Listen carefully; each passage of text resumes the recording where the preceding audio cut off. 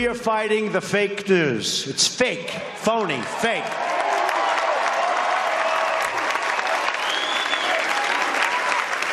A few days ago, I called the fake news the enemy of the people. I remember back in that first campaign Trump ran when he called the media the enemy of the people. And it's not that I necessarily disagreed, but when he said it, I kind of did one of those, kind of winced a little bit. I'm not quite sure. Maybe that's too far. Oh my gosh, if anything, he undersold it. They really are the enemy of the people. I'm going to describe it this way. Why it's such a huge deal that the media works against us. They work on behalf of the system and against us. This is just so, here's a little stupid analogy for you, but let's go to a 100-person village. You and I, we live in this little village, all right? It's in Africa somewhere. We have little huts and things like that, and we raise cattle. So there's no TVs, no smartphones, there's no nothing. It's just us, little village. There is a guy. We have a chief, we have a medical tent, we have things like that. But there is a guy, and his job is to relay information to you and to me. Hey, it looks like it's going to rain. Bring the cows inside. There's an enemy tribe marching towards us. It's his job. He has a critical role. His job is to disseminate information to the people in the village. That's his job. Now, what if we have a bad chief? We eventually get a bad chief. He's an evil chief. He's only in this to enrich himself, pillage the village, that rhymed, pillage the village for all it's worth. In fact, he wants to burn the village to the ground. Well, that would be a problem. But ideally, you would have a media guy who would tell you that. He'd come knock on the door of your hut. Hey, I don't know if you heard, but this is uncomfortable. The chief is evil. I just want everyone to know the chief has plans. He struck a deal with an enemy tribe. They're going to invade tonight. He's going to open the gates.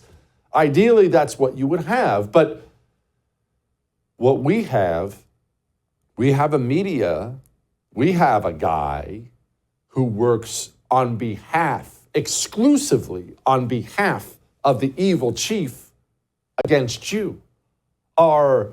Our media guy, our information guy has joined forces with the evil people in charge against us. And where does that leave us? It leaves us without anyone to keep the chief in check. You need a media. The media should never have happened, Joe Biden's candidacy to begin with. He was having mental problems during his campaign. He had to read stuff off of cue cards. I'm supposed to call on... If you had any kind of a media, they would have torn that apart and Democrats would have been forced to nominate somebody else. But we don't have that in this country. We simply don't. And look, credit to Tom Elliott Grabian for putting this one together. Do you remember how they handled Biden? Start your tape right now, because I'm about to tell you the truth.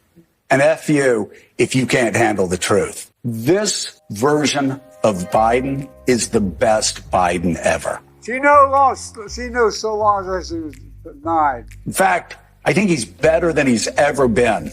President Biden has a photographic memory. His understanding and mastery of a complicated geopolitical situation, remarkable. He is sharp, intensely probing, and detail-oriented and focused. Jackie, are you here? Where's Jackie? I didn't think she was going to be here. I was sitting, 2 feet from him across the table, and he was, intense. Have trouble walking sometimes? Yeah, so did FDR. He wanted GD war. But he's totally focused. He's very sharp. They say he's sharp in meetings and so on. Very lucid, very well informed. Biden is stately, and he comes with gravitas. There hasn't been, as far as I know, a single claim that Biden made a mistake. Ageism is an issue. Americans have a rich history of holding people's physical characteristics against them. Okay, you can ask African Americans. He's older. That doesn't mean that he is unfit, and there's a lot of ageism there. That's evil. When it's your job to speak truth to power, don't they love that stupid term? How many times have you heard that phrase? We're going to speak truth to power. That's how the media sells themselves at all times.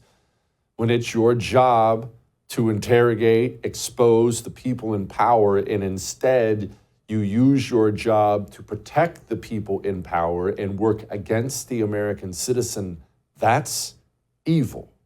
And that's what we're dealing with. We're dealing with an evil media, and they will tell huge lies right to your face. Keep in mind, Joe Biden putting Kamala Harris in charge of the border, making her the border czar. This wasn't something that was done behind closed doors. I heard from a guy who heard from a guy. It was none of that.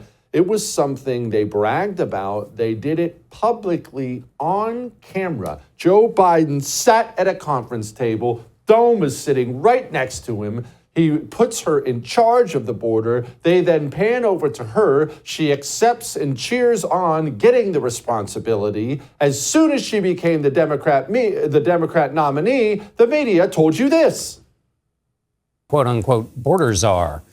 Vice President Harris was not a border czar. Meantime, Vice President and border czar Kamala Harris facing some backlash. What he said about Harris and immigration was not true. She was never appointed border czar. And this will be her first visit to the U.S.-Mexico border region since she was appointed as the border czar by President Biden. People gonna have to counter the misinformation. You already hear folks talking about the border czar. She wasn't the border czar. President Biden tapped Kamala Harris, Vice President Kamala Harris, to be the border czar. Now, she wasn't the border czar. That's what Republicans labeled her. They were very critical of Kamala Harris, especially in her role as border czar. Now what she's up against is folks lying about her border record, calling her a border czar. Kamala Harris, who was appointed as the border czar. The Biden team didn't declare her the border czar. They wanted her to work on kind of the root causes of immigration. There has been so much criticism against Kamala Harris. You know, she was the border czar. Calling her sort of the border czar, which wasn't necessarily the case. So the border, if they weren't planning to address it in a major way, do not make her your border czar.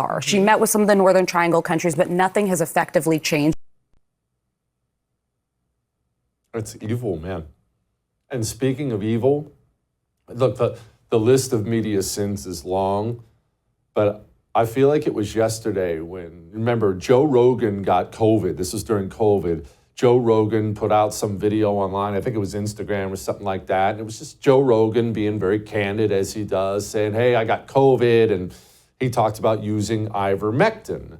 Remember, ivermectin, whether or not you can treat COVID with it, we didn't know at the time, or at least you may not have known. I didn't know, I'm not a doctor, but we did know ivermectin is something that had been given to human beings in the doses by the billion. It had already won a Nobel Prize for being so revolutionary, being given to human beings. And so now we had this supposedly deadly disease. Someone came out and said, I treated it with this readily available drug. So people may have their lives could have been saved using ivermectin. The media was so desperate to make COVID terrible for Donald Trump in the face of a potential life-saving drug. This is how they reported on it.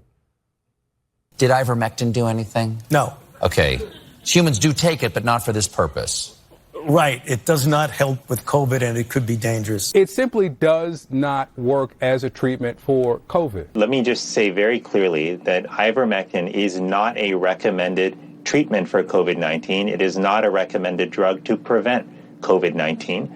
The best protection we have against COVID-19 is the vaccine. Say that's horse dewormer. So things are clearly bad, but they're being made even worse by people who have refused to take the vaccine and instead are swallowing horse paste. Dr. Fauci said that if hospitals get any more overcrowded, they're going to have to make some very tough choices about who gets an ICU bed. That choice doesn't seem so tough to me. Vaccinated person having a heart attack? Yes, come right on in. We'll take care of you. Unvaccinated guy who gobbled horse goo? Rest in peace, Wheezy. That's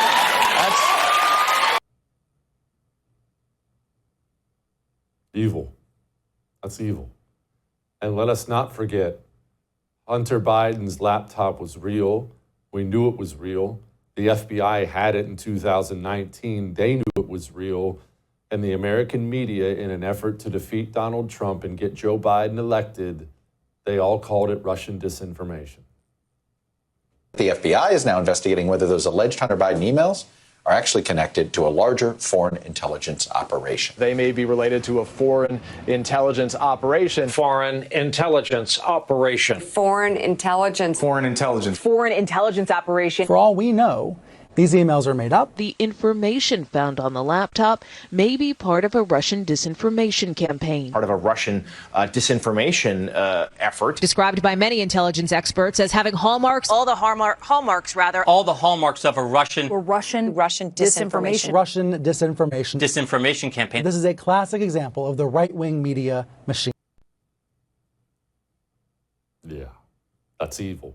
I would thank you for coming to my YouTube channel, but I know how brilliant it is, and I know you love it here. So subscribe and watch. We're going to start really ramping things up and putting some funny stuff, some interesting stuff out there, some collaborations. Either way, my YouTube channel is officially the place to be.